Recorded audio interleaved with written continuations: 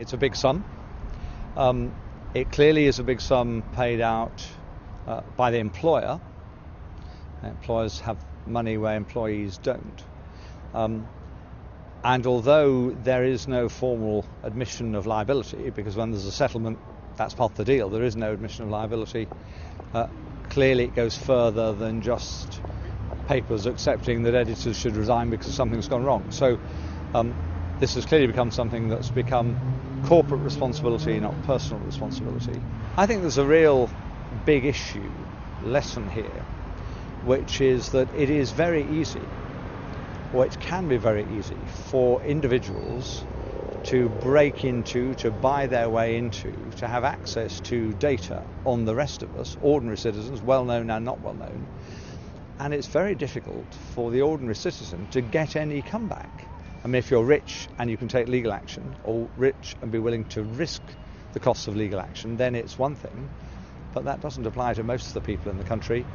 And in the new data-centred age, I think there are very big warning bells and very big lessons.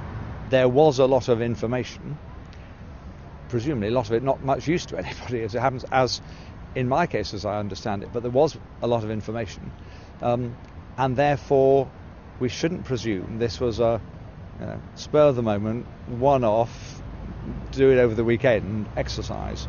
People can very easily, and the judge was very clear about this, very easily get into a system so that they can abuse that power here. And I think this is a very, very big warning that there is technologically quite an easy way historically for people to get information on the rest of us, and the courts need to be very, very firm, as the judge was in this case, that they won't stand for it and that people should be severely punished. The important thing is there are civil rights that people have in this country, and then there is the law which makes things criminal offences.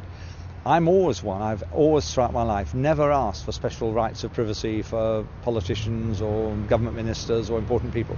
I'm actually much more concerned about the civil rights of the unknown person who actually has no recourse to the media to say how they've been abused. And therefore whatever I do and other people do should be aimed at making sure that, quotes, ordinary people out of the public gaze, do not have their information interfered with, no matter by how influential or powerful either a private company on the one hand or a public body on the other. In the end, we know that the police decided who they were going to prosecute and with what information. That's concluded. We now know that 3 other people decided to take civil action successfully, as it turned out.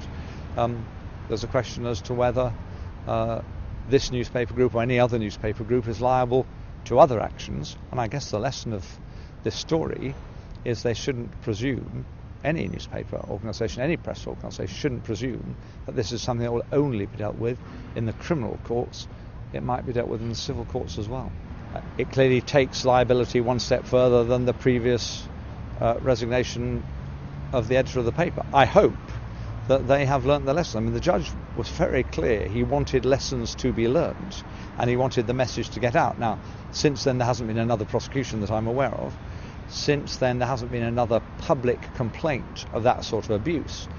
But I'm very clear that with more and more people having private information held on them by more and more organisations, the risks are higher. And I hope the lesson of this expose is that there is always corporate as well as individual personal responsibility.